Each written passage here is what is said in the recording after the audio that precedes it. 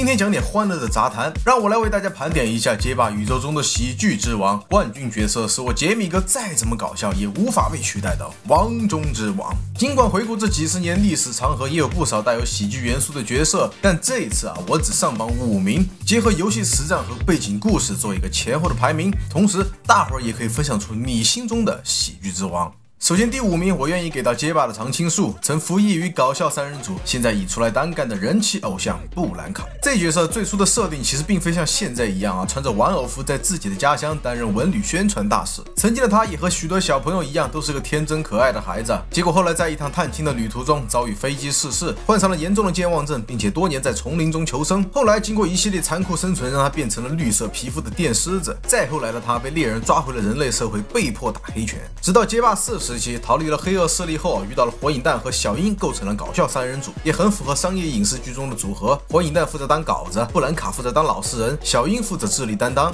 再到後來的5代開始賣他自己的布蘭卡玩偶而大火，成為了小朋友追捧的偶像。儘管最開始的設計充滿了悲劇色彩，如今他迎來了極大的反差。尤其在6代的遊戲中，他的動作設計都彰顯着他的呆萌可愛之處。但是6代的布蘭卡可以使用他的玩偶釋放出高壓電流，你說有沒有可能布蘭卡是一個邪惡大 boss， 賣出去的每一個玩偶都能被引爆？那麼會不會是他想要把自己的定時炸彈賣給每家每戶，從而脅迫他們統治世界呢？當然這只是個笑話。布蘭卡最開始人設的轉變，再到後來不斷為他的趣味添磚加瓦，我認為他足以成為我名單中墊底老5的名次。第4名，我願意給到1997年首次登場於街霸3的日巴混血松田肖恩。他的故事背景原本是一位籃球新星，但在一次武術大賽中看到了肯的精彩表現，而誤入歧途，拜入肯大師的门下。這一下本來可以在2019年1月18日代言 NBA 新春賀歲形象大使的他，成為了一個踏入波動流空手道修行的小弟。他的人物塑造其實比現在的一些角色更加飽滿。搞笑的是，肖恩接下了師傅肯的委託，就是找到環球旅行的龍，並且打敗他。結果屢戰屢敗，一個波動拳就能把肖恩打出內傷。可想而知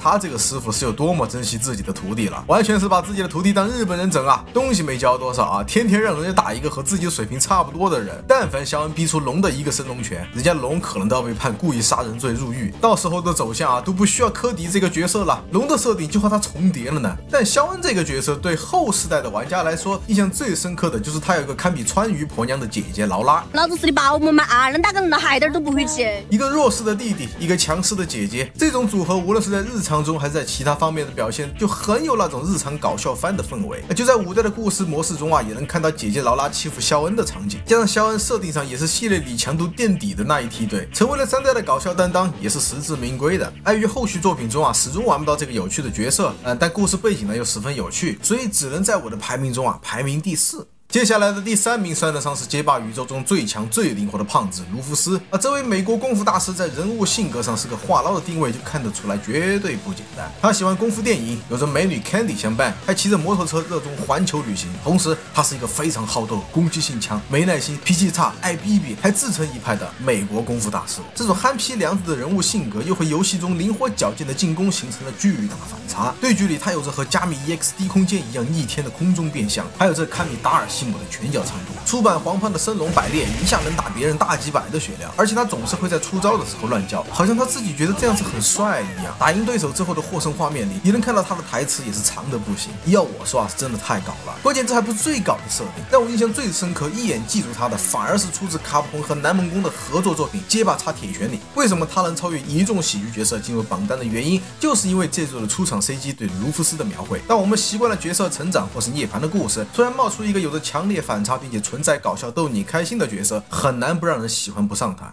那麼第2名就是我們目前街霸6頂流人物之一，中華街正義小子傑米哥。傑米哥為何能當上諧星？其實極大的成分是因為他在遊戲中的表現。整體上傑米除了髮型最開始受到過大量的吐槽以外，招式設計和動作表現都彰顯了他自信又帥氣的一面。可就是因為他設計的夠帥，操作失誤和被對手暴揍的時候就越狼狽。這種強烈的反差有着很大的記憶點，加上網友共同作妖，產出了許多有意思的迷因。還有我們自己人才懂的酒桌文化，可以說把一個充滿着激烈鬥爭的遊戲變成了一場酒桌飯局。我們傑米內戰，有誰不懂開局互相喝滿的禮儀，對吧？而且這個遊戲還有一個關於傑米嗜酒的都市傳說，傳聞傑米一旦喝到嗜酒，就會遭到一個超自然力量的詛咒，你的設備會憑空冒奶，使得你很快就會敗下陣來。再到後來，我們傑米玩家早已看淡了，別的不說哈，哥們兒喝酒從來不講究一個勝負是非，今兒咱們喝盡興就好了啊，喝滿4酒就算我贏了。正是這種咱們國人特有的文化習俗，讓一個本來就在實戰中充滿着戲劇效果的角色變得更加有趣。同樣，他的背景故事也把他包裝得像是一個搞笑擔當。傑米是一個喜歡炫技，同時又帶着一點傲嬌，還有一點小孩子氣的 boy， 經常裝逼翻車了還要強裝鎮定，比如說被金伯利笑自己喝的是荔枝飲料在自己偶像面前裝逼，結果惹了麻煩讓明星為他善後這些戲謔場面。毫無疑問，傑米或許在國外人氣沒有想象中那麼高，但是在酒桌文化的加持下，在國內是毋庸置疑的街霸6頂流，所以在我榜單中排名第2實至名歸。或許新玩家不太了解，我傑米哥既然都是頂流了，而且又是一身的喜劇細胞，怎麼可能不是第1名以上我提到的角色們，他們都帶有喜劇的元素，但始終不是他們的主軸。而我接下來為大家揭曉的冠軍角色惡搞，就是他的人生信條，搞笑貫穿了他故事背景和遊戲中的每一個瞬間。接下來有請街霸系列中真正的喜劇之王，最強流掌门火影弹。